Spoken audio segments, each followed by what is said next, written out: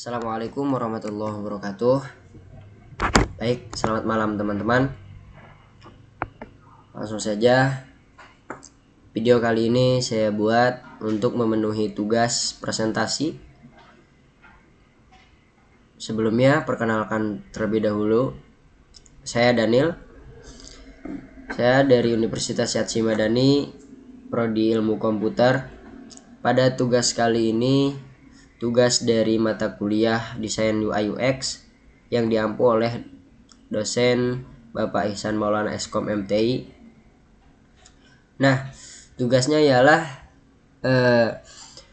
presentasi tentang design thinking, teman-teman. Nah, pada video kali ini kita akan memahami konsep dan tahapan-tahapan design thinking dalam desain UI UX. Langsung saja, sebelum kita membahas tentang tahapannya ada apa saja pada design thinking, alangkah baiknya kita tahu dulu nih, apa sih design thinking itu? Langsung saja kita bahas. Jadi design thinking itu adalah metode berpikir kreatif yang berfokus pada pengguna atau user-centered gitu. Jadi untuk menemukan solusi inovatif terhadap suatu masalah gitu. Jadi pendekatan ini itu banyak banget digunain dalam bidang desain UI UX, teknologi, bisnis, hingga pendidikan karena mampu membantu tim memahami kebutuhan pengguna secara mendalam dan menciptakan solusi yang benar-benar relevan. Nah, setelah kita tahu nih design thinking, maka akan kita bahas nih ada apa aja tahapan pada design thinking. Langsung saja kita bahas. Di sini ada 5 tahapan design thinking, teman-teman. Yang pertama adalah empatis, yaitu memahami kebutuhan, emosi, dan pengalaman pengguna. Nah, setelah itu tahapan yang kedua ialah define, teman-teman, yaitu merumuskan masalah secara jelas berdasarkan hasil empati tersebut. Kemudian setelah 2 tahap itu, kita akan masuk ke tahap ide, teman-teman, yaitu kita akan mencari ide kreatif untuk menyelesaikan masalah tersebut. Jadi ini adalah tahap mencari solusinya gitu. Setelah tahap ini masuk ke tahap keempat, yaitu prototype, teman-teman. Setelah kita punya data gitu, setelah kita punya kebutuhan, kita tahu kebutuhannya yaitu tahap empatis dari pengguna, kemudian kita rumusin masalahnya. Setelah kita menemukan masalahnya, kita cari solusinya. Nah, setelah tahap tiga tahap itu kita sudah jalankan, barulah kita dari solusi tersebut kita buat model atau rancangan awal dari solusi tersebut, atau bisa kita sebut prototype, teman-teman. Setelah 4 itu, setelah prototype, bisalah bahan sudah ada ataupun solusinya sudah ada, barulah kita coba masuk ke tahap kelima, yaitu tes, teman-teman. Nah, pada tahap tes ini yaitu menguji prototipe tersebut kepada pengguna. Kemudian jika memang kurang tepat, maka kita akan evaluasi, kita perbaiki hasilnya. Kurang lebih seperti itu, teman-teman. Nah, mari langsung saja kita bahas satu-satu, teman-teman. Masuk kita membahas tahap yang pertama, teman-teman, yaitu empatis, atau bisa dibilang berempati dengan pengguna. Nah, pada tahap ini itu adalah kita harus paham dulu. Kita harus paham dulu siapa penggunanya dan apa yang mereka butuhkan, teman-teman. Pada tahap ini tuh desainer itu harus menempatkan diri di posisi pengguna agar bisa tahu nih perasaan, kesulitan, dan harapan mereka itu apa gitu.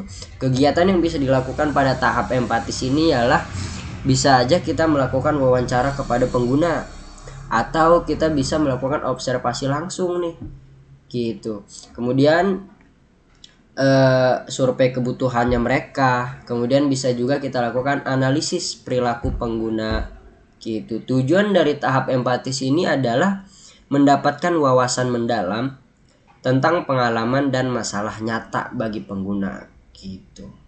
Setelah tahapan empatis ini selesai, kurang lebih pada tahapan empatis ini adalah mengumpulkan data. Jadi sebelum kita cari masalah, sebelum kita mencari solusi, mengumpulkan ide, kita itu harus punya data dulu. Jadi kita tidak bisa mengira-ngira nih. Kita mengira-ngira kebutuhan dari pengguna itu seperti ini, nggak bisa. Jadi kita harus melakukan tahap empatis dulu teman-teman. Agar apa? Jadi ya agar kita itu tahu kebutuhan daripada pengguna ini apa gitu loh. Kurang lebih seperti itu. Kemudian kita lanjut pada tahap kedua, ialah tahap define teman-teman. Nah setelah kita kumpulin datanya, kita cari tahu nih, kita susun nih masalah-masalah mereka itu apa. Kurang lebih seperti itu. Contohnya, daripada kita menulis aplikasi kita ini membingungkan, nah cobalah kita ubah menjadi pengguna kesulitan menemukan tombol checkout karena ikon dan letaknya tidak jelas. Gitu. Tujuannya apa? Tujuannya adalah merumuskan problem statement yang spesifik agar arah ide dan solusi itu nanti bakal terarah. Gitu. Setelah tahap define ini, kita akan masuk ke tahap ketiga. Setelah kita kumpulin data, dapatlah datanya, kita cari, kita rumusin masalah-masalahnya. Kemudian barulah kita masuk ke tahap ide teman-teman. Atau bisa kita bilang tahap yang menghasilkan ide-ide kreatif. Jadi tahap ini itu adalah pengertiannya saatnya berpikir luas dan menghasilkan sebanyak mungkin ide atau solusi tanpa langsung menilai benar atau salah. Gunakan kreativitas dan kolaborasi tim untuk menemukan pendekatan terbaru. Kurang lebih seperti itu teman-teman. Nah metode umum, metode yang biasanya digunakan oleh para desainer ini atau tim-tim desainer ini, metode yang pertama ialah brainstorming teman-teman. Jadi pada tahap ide ini ada 3 metode teman-teman. Yang pertama itu brainstorming. Apa sih brainstorming itu? Brainstorming itu adalah metode pengumpulan ide secara cepat dari sekelompok orang tanpa kritik atau penilaian langsung. Jadi maksudnya adalah fokusnya itu kepada kuantitas ide terlebih dahulu teman-teman. Tujuannya buat apa? Tujuannya agar para tim ataupun lebih mendorong partisipasi ini terbuka dan membiarkan setiap anggota tim berpikir bebas. Jadi pada brainstorming ini metodenya biasanya seringkalinya itu menghasilkan kombinasi ide yang tak terduga teman-teman. Makanya diadakannya metode brainstorming. Setelah metode pertama, maka setelah brainstorming tadi kita masuk ke metode kedua, yaitu mind mapping teman-teman. Nah pada metode mind mapping ini adalah teknik visualisasi ide dengan cara membuat peta konsep. Biasanya dimulai dari satu gagasan utama di tengah, kemudian bercabang ke sub ide, lalu ke detail-detail turunannya teman-teman. Tujuannya buat apa? Membantu mengorganisasi pikiran secara visual, memperlihatkan hubungan antara ide-ide dan kemudian menstimulasikan, kurang lebih seperti itu bahasanya, benar nggak ya? Kurang lebih ya, menstimulasikan asosiasi baru gitu teman-teman, yang mungkin tidak muncul lewat daftar teks linear gitu. Nah setelah 2 metode itu, barulah kita masuk ke metode ketiga, yaitu Scamper teman-teman. Scamper itu singkatan dari substitusi, kombinasi gitu, dan lain sebagainya. Nah Scamper ini adalah akronim dari 7 teknik berpikir kreatif yang membantu memodifikasi atau memperbarui ide yang sudah ada. Gitu. Bisa kita bilang seperti yang tadi saya sebutkan pada Scamper ini, artinya kurang lebih adalah mengganti sesuatu atau menggabungkan atau kita sesuaikan, kita ubah atau kita besarkan atau kita kecilkan gitu kan, atau kita gunakan untuk tujuan yang lain. Kemudian bisa juga kita hilangkan, bisa juga kita balikan atau ubah urutannya. Kurang lebih seperti itu teman-teman. Bisa kita ambil contoh agar lebih mudah kita pahami pada metode scamper ini adalah, misalkan kita punya produk botol air plastik teman-teman.